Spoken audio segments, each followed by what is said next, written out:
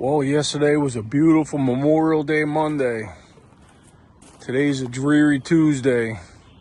The calm before the storm is supposed to rain tomorrow, Thursday, and Friday. And tomorrow, the machine rental's up, and I still need it because I got to form this all up down there. And then I got to backfill it to hold the forms. And then once the concrete sets, then I got to dig the forms back out, and then I got to backfill it again. And I got some other stuff I got to do with this machine. I got to do a little digging over here. My customer wants to put a small flower bed in. So I was told by the end of business day today, I should have that detail to pour this concrete here. And then I just got to get approval from the township. Then I should be ready to start. Of course, I'm going to have 3 rainy days. But I guess you just got to deal with it. So it changed a little bit. He wants me to do a footer. I'm not sure exactly until I get, until I get the detail, the final detail. But as of right now, he wants to go 16 inches wide, 8 inches deep, maybe a foot. I'm not sure until I get the detail, and pour a footer first.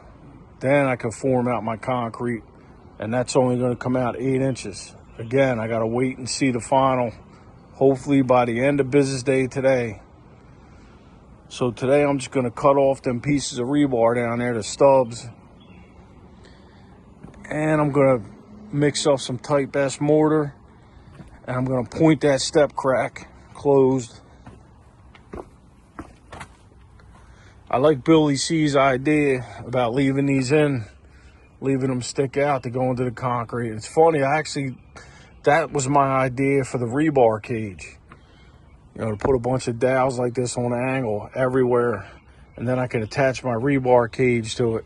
And as long as they're on an angle, you don't even need epoxy, because think about it, this can't come out. If you got them all on different angles, there's no way for it to come out. But being that we have an engineer involved, I got to follow what he wants. So I'm probably not going to be able to do that. And for right now, I got to cut them out of the way because, again, I'm only coming out 8 inches. And these are already sticking out probably 3 or 4 inches. It's going to get in the way of what I have to do. So I guess for right now, I'm going to point this crack. I'm not going to do nothing fancy because look at the rest. I mean, there was no skill level here when they did this job. They just slammed it in there, got the check, and ran. But I just want to point this closed, get it packed in solid. I don't know if you can see the epoxy tape. Nah, the lighting's still bad, but you see the big blob of gray there? So I did put enough yesterday. I mean, I can see it, just not through the camera, so you probably can't see it.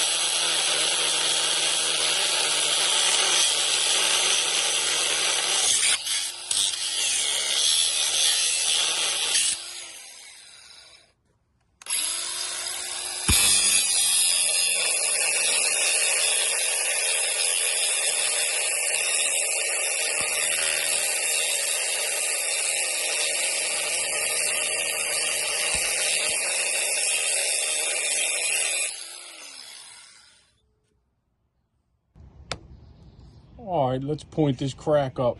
I already did from here down because it'd be hard to see with my big donkey head in the way. Get yourself a burger patty, get yourself a slicker. This side's 1/2 inch, this side's 5/8. Looks like I'm gonna need the 5/8. So I flip it around.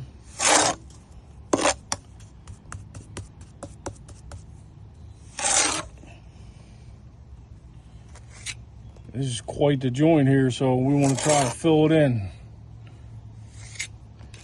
We want to make sure it gets all the way in there as far as possible.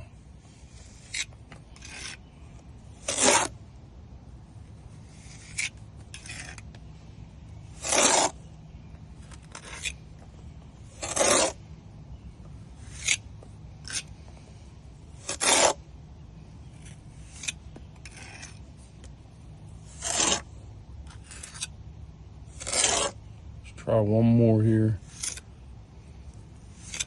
That's about it.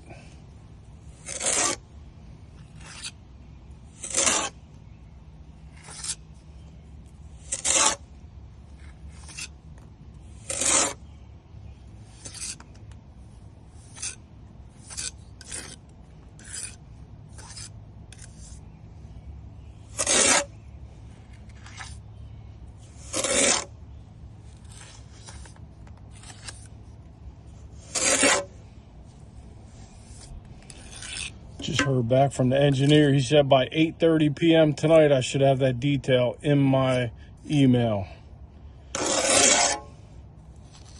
So hopefully I'll be able to do something tomorrow. Let me get burger patties going. Let me get some more. All right, we got another big patty. Let's get back to it.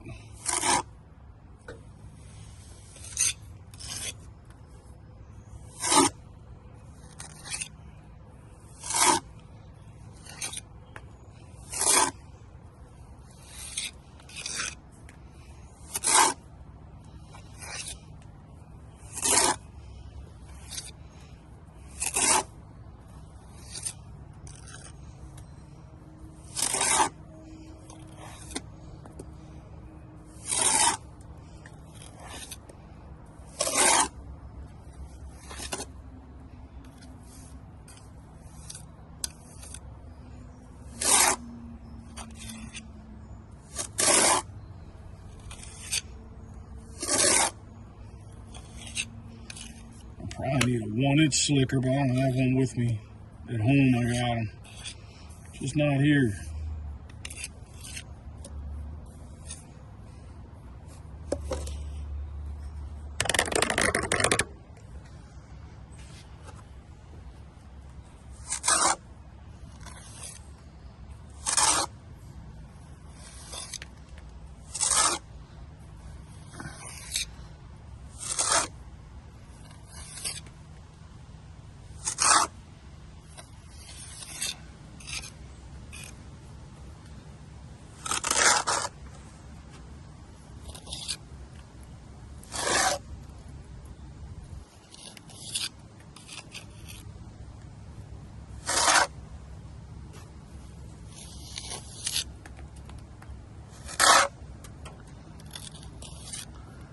That wasn't too bad.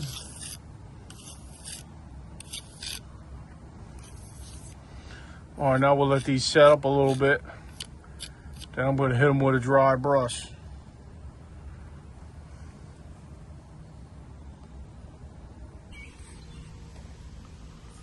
All right, let's hit the joints up with I just got a small paintbrush. It'd be best to use a dust brush, but I don't have mine with me. You just want to go over them lightly.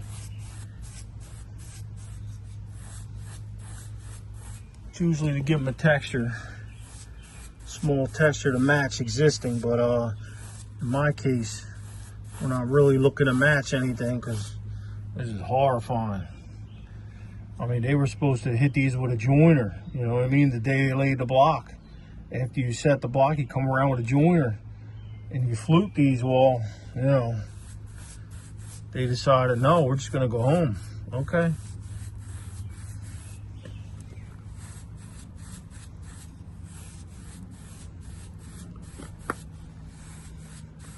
Now, technically, I didn't have to do this. I didn't have to point this because I'm gonna be vibrating some concrete in here. But at least now I know I got these filled in to keep some of the movement. You understand what I'm saying?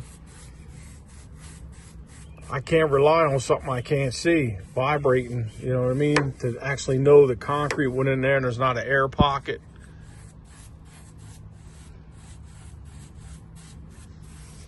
So at least now I know they're filled. That's it, just a light brushing. So that's how I'm gonna leave it. Step crack. So this has been like this for a couple weeks now, open like this. So I'm a little concerned, this concrete up here, you know, there's floors up there. So I'm gonna take you in there to show you that. We're gonna make sure there's no cracks in there. Show you what the inside looks like. All right, so I'm inside the house, the hole's out there. Looking for some cracks in the tile, nothing. Probably shouldn't be walking over here, because I'm pretty sure there's no wire or rebar in this concrete floor. But so far, we're good. See, when I first got here, this was a step up here. There was carpet out here, and they had multiple layers of tile built up. We had to jack all that out of there and found out the floor was a mess. The drain for the toilet was like 2 inches higher than the floor. I never seen nothing like it. So we had to self-level it.